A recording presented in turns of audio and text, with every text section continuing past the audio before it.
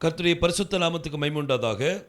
परमेश्वर के पवित्र नाम की महिमा हो। இந்த ஏதேன் தோட்டத்திலிருந்து புறப்பட்டு வருகிற 4 நதியை பற்றி பார்த்துக்கிட்டு இருக்கிறோம். एदेन की वाटिका से निकली हुई 4 नदी के बारे में हम देखते आ रहे हैं। அதுல முதல் நதி நம்ம பார்த்தோம். उसमें पहले नदी को हमने देखा, அதான் பீஷோன் நதி. वो है पिशोन नदी। இப்போ இரண்டாவது நதியை பற்றி பார்க்க போறோம். अब हम दूसरे नदी के बारे में देखेंगे। அது பேர் தான் கீஹோன் நதி. उसी का नाम गीहोन है। இந்த கீஹோன் நதியை பற்றி வேதத்துல நிறைய இடத்துல கொடுத்திருக்குது. ये गीहोन नदी के बारे में कलाम में बहुत जगह में दिया है। இது ஒரு அருமையான ஒரு கீஹோன் நதி. ये गीहोन नदी एक बहुत अद्भुत चीज है। இந்த நதியினுடைய அனுபவம் நம்மளுக்கு வேணும். ये नदी का अनुभव हमें जरूर चाहिए। பீஷோன் நதியினுடைய அனுபவம் என்ன?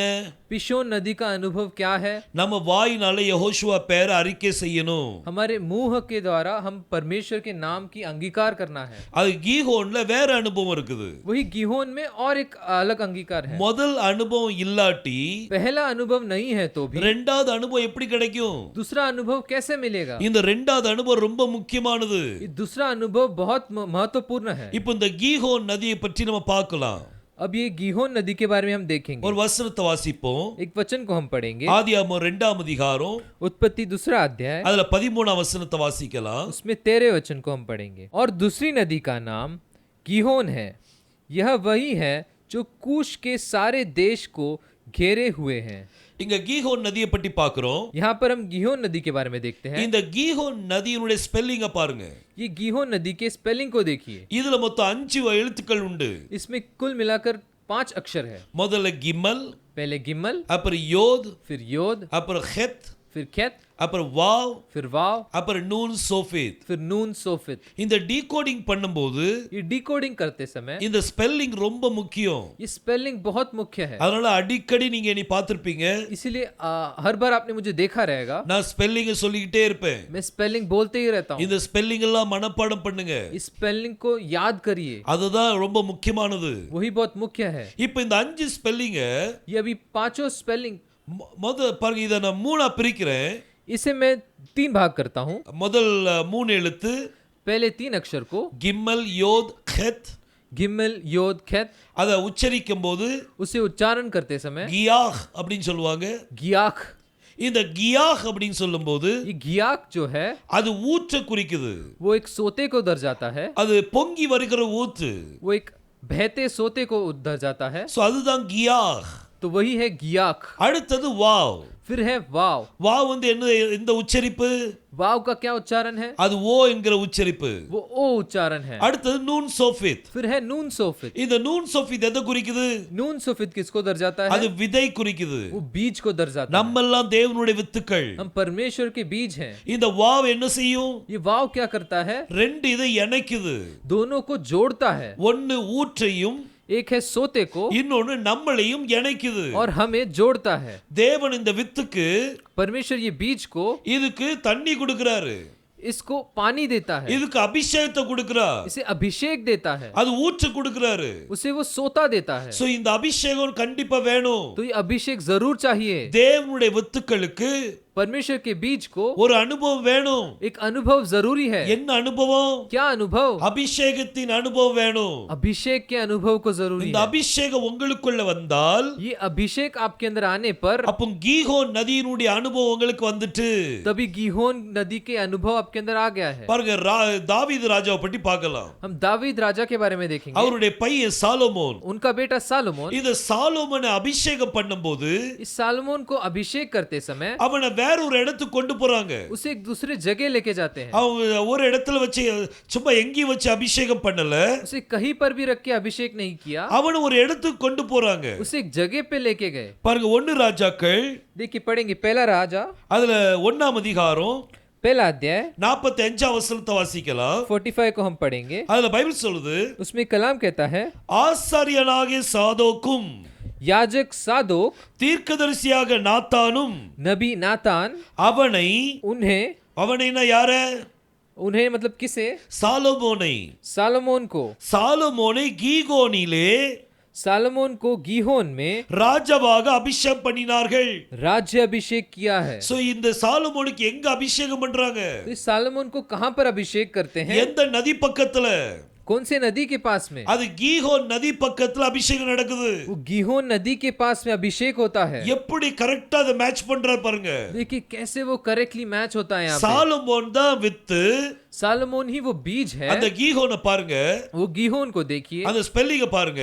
वो अक्षर को देखिए. அதுல கடைசி நூன் சோஃபித். उसमें आखिरी में नून सोफित है. அதுதான் விதை. वही है बीज. அதுதான் சாலமோன். वही सालोमोन है. இந்த சாலமோன் மேல वो सालोमोन के अंदर கியாஹ் गियाक, அது அந்த ஊற்று அபிஷேகம் நடக்குது. वहां पे वो सोता, वो अभिषेक होता है. அவன் அபிஷேகிக்கிற கர்த்தர். वहां पे परमेश्वर से अभिषेक करते हैं. அதே போல उसी तरह இன்னைக்கு நம்ம ஒவ்வொருத்தரும் அபிஷேகம் பண்ணணும். हम सभी को वो अभिषेक चाहिए. பெந்தெகோஸ்தே நாள் அன்னைக்கு पेंतेकोस्त के समय पे 120 பேர் மேல இருந்தாங்க. 120 लोग वहां पे थे. அவங்கெல்லாம் தேவனுடைய வித்துக்கள். वो सभी परमेश्वर के बीज थे. அவங்க மேல उन पर பரிசுத்த ஆவியானவர் வந்து இறங்கினார். पवित्र आत्मा आकर उतरी. அந்த ஊற்று வந்து இறங்கினது. वो सोता उन पर उतरी. எப்படி அந்த கீஹோன் நதி எப்படி பாயுது பாருங்க. देखिए वो गीहोन नदी कैसे फैलता है. இன்னைக்கு இந்த அனுபவம் நம்மட்ட இருக்கா? क्या आज ये अनुभव हमारे अंदर है? இந்த அனுபவம் நமக்கு கண்டிப்பா வேணும். ये अनुभव हमें जरूर चाहिए. இந்த அபிஷேகம் எங்க இருக்குது? ये अभिषेक कहां पर है? பாருங்க பைபிள் சொல்லுது. देखिए कलाम कहता है எரேமியா 2ஆம் அதிகாரம் यिर्मयाह 2 अध्याय में அதுல 13ஆம் வசனத்தை வாசித்தோம்னா उसमें 13 वचन में हम पढ़ते हैं அந்த ஊற்று யார் அப்படினு தெரியும். वो सोता कौन है हमें समझेगा. அந்த கியாஹ் யார் அப்படிங்கிறது தெரியும். ये गियाक ये कौन है वो हमें समझेगा. பாருங்க எரேமியா 2:13ல यिर्मयाह 2:13 में கர்த்தர் சொல்றார், परमेश्वर कहते हैं, யெகோவா தேவன் சொல்றார், यहोवा परमेश्वर कहते हैं, என் ஜனங்கள் मेरे लोग 2 தீமைகளை செய்தார்கள். 2 बुराइयां की हैं. ஜீவ தண்ணீர் ஊற்றாகி என்னை விட்டு விட்டார்கள். मुझ बहते सोते को त्याग दिया. முதல் தவறு என்ன அப்படின்னா पहली गलती क्या है? ஜீவ தண்ணீர் ஊற்றாகி யெகோவாவை விட்டுட்டாங்க. जीवन के जल परमेश्वर को छोड़ दिए. அந்த ஜீவ ஊற்று யாரு? जीवन के जल कौन है? யெகோவா தேவன். यहोवा परमेश्वर அவரை है. விட்டுட்டாங்களா? उसे उन्होंने छोड़ दिया. அந்த யெகோவா தேவனை यहोवा இப்ப परमेश्वर. ஸ்பெல்லிங்க பாருங்க. अब ये स्पेलिंग को देखिए. அந்த ஊற்று யாரு? ये सोता कौन है? அந்த கியாஹ் யாரு? वो गिया कौन है? அது யெகோவா தேவன். वो यहोवा परमेश्वर அவருடைய है. சுருக்கமான பேர் என்ன? उनका छोटा नाम क्या है? யா. या. யா. या. அடுத்தது வா வருது. फिर वाव आता है. வாவோட எப்படி உச்சரிப்பீங்க வாவ? वाव, वाव को आप कैसे उच्चारण करेंगे? ஓ. ओ. அடுத்தது நூன் சோஃபித். फिर है नून सोफित. நூன் சோஃபித்னா என்ன? नून सोफित क्या है? வித்து. बीज. வித்து யார் வித்து? बीज किसका बीज? ரட்சிக்கப்பட்டவங்க தான் வித்து. रक्षा किए हुए बीज. அந்த சால்வேஷன் யாருக்கு கிடைச்சிருக்குதோ वो सैल्वेशन जिसे मिला है அவங்க தான் வித்து. वही बीज है. இந்த சால்வேஷனுக்கு ஹீப்ரூல எப்படி சொல்வீங்க? इस सैल्वेशन को इब्रानी भाषा में कैसे இப்ப कहेंगे? நம்ம அடிக்கடி படிக்கிறதுனால हम अब लगातार पढ़ते आ रहे हैं इसकी அதனால वजह से. சால்வேஷன் உடைய அந்த வேர்ட் உங்களுக்கு தெரிஞ்சிருக்கும். इसीलिए आपको सैल्वेशन का वो शब्द पता रहेगा. அது ஷுவான்னு சொல்லுவாங்க. उसे शुआ कहते हैं. முதலாவது யா, पहले है या, அப்புறம் வாவுடைய உச்சரிப்பு ஓ, फिर वाव का उच्चारण ओ, அப்புறம் நூன் சோஃபித் வந்து ஷுவா. फिर नून सोफित है शुआ. இந்த மூணையும் சேர்த்தீங்கன்னா ये तीनों को जब हम मिलाते हैं அது யெகோஷுவா. वो यहोशुआ है. யெகோஷுவாக்குள்ள यहोशुआ के अंदर அவருடைய சரீரத்தின் ஒரு பாகமா இணையணும்னா उसके शरीर के एक भाग में से जुड़ना है तो அவருடைய மெம்பர் ஆஃப் த பாடியா பண்ணணும்னா उसके शरीर का एक भाग बनने के लिए அந்த அபிஷேகம் தேவை. वो अभिषेक चाहिए. அந்த பரிசுத்தாவின் அபிஷேகத்துல वो पवित्र आत्मा का अभिषेक के अंदर அவருடைய சரீரத்தின் ஒரு பாகமா இணைவோம். उसके शरीर का एक भाग हम बन जाते हैं. முதல் அனுபவம் என்னது? पहला अनुभव क्या है? இருதயத்துல விசுவாசிக்கணும், हृदय के अंदर विश्वास करना है வாயினால அறிக்கை பண்ணணும். और मुंह से अंगीकार करना है. அதுதான் பீஷோன் நதி. वही है पिशोन नदी. இரண்டாவது நதி என்னது? दूसरा नदी कौन सा है? கீஹோன் நதி. गीहोन नदी. இதுல என்ன அனுபவம் இருக்குது? इसमें क्या अनुभव है? பரிசுத்தாவின் அபிஷேகம் உங்களுக்கு வேணும். पवित्र आत्मा का अभिषेक आपको चाहिए. பரிசுத்தாவின் அபிஷேகத்தை எப்படி கண்டுபிடிப்பீங்க? पवित्र आत्मा का अभिषेक आप कैसे पहचानोगे? எப்படி கண்டுபிடிப்பீங்க? कैसे पहचानोगे? பரிசுத்தாவி வந்தோடனே துள்ள உடனே பரிசுத்தாவி வந்துட்டா? क्या पवित्र आत्मा आने के बाद वो कूदेंगे तो क्या पवित्र आत्मा आ गया है? அது ஒரு வகையில ஆவி வந்ததுக்கு ஒரு அடையாளம். वो भी एक तरह से आत्मा आने का ही एक चिन्ह है. ஆனா உண்மையான ஒரு காரியம் என்ன அப்படின்னா बट असली एक जो चिन्ह जो है, பரிசுத்தாவி பெற்றதுக்கு அடையாளம் என்ன? पवित्र आत्मा पाने का वो चिन्ह क्या है? அது உங்களுக்குள்ள இருக்கிற குணம். वो आपके अंदर का गुण, அதுதான் அடையாளம். वही वो चिन्ह है.